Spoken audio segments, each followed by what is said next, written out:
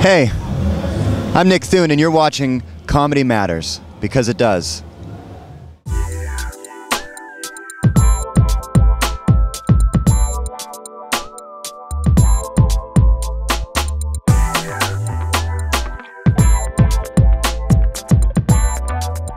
I'm here in Montreal at the Hyatt Regency Hotel for the Just for Laughs Festival with Nick Thune.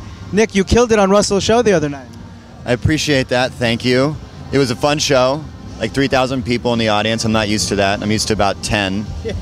So I had to adjust to about 2,090 more people, 900 more people, yeah. I'll tell you, I was at Russell's house recently in LA, and we were talking about Montreal, and he's like, I handpicked the comics that I wanted. He goes, I love Dom Herrera, and then he mentioned Jeremy Hotz. Who else was on the show with you? Jimmy Carr. Jimmy Carr, right? Yeah.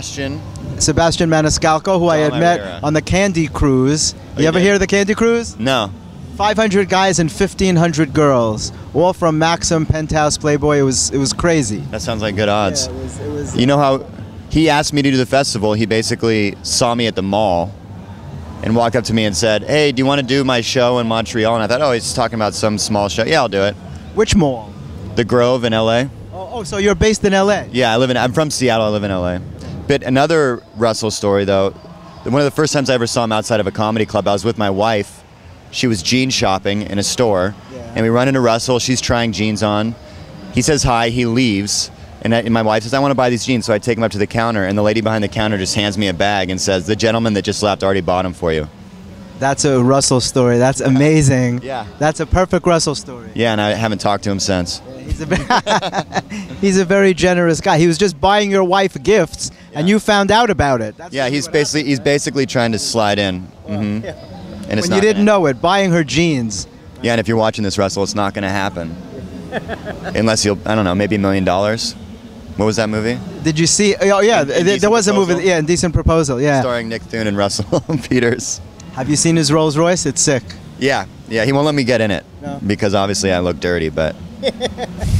So tell me about Thune. That's an interesting name, man. Where is that from? Scandinavian.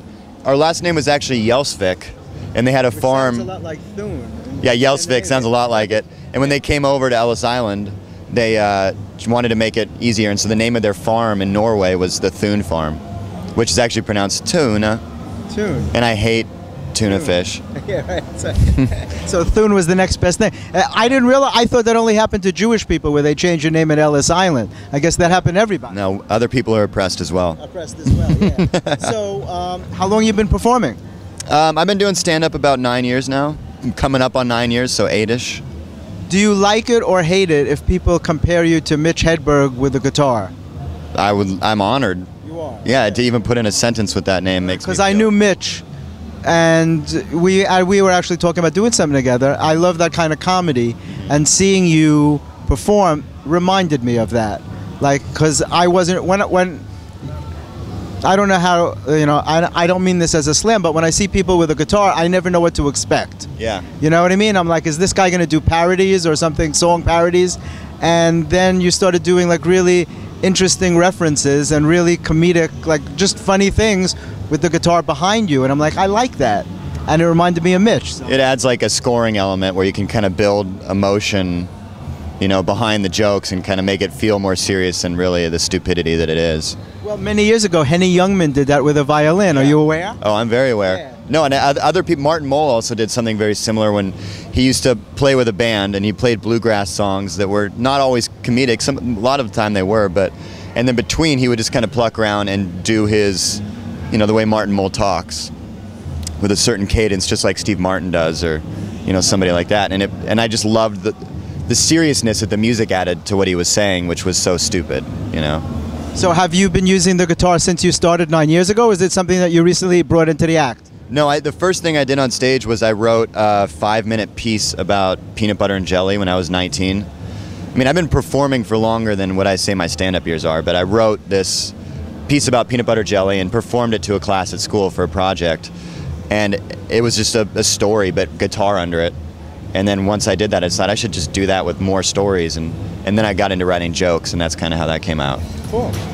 Well, I'm glad we had a chance to meet, man. Yeah, I really too. enjoyed your performance.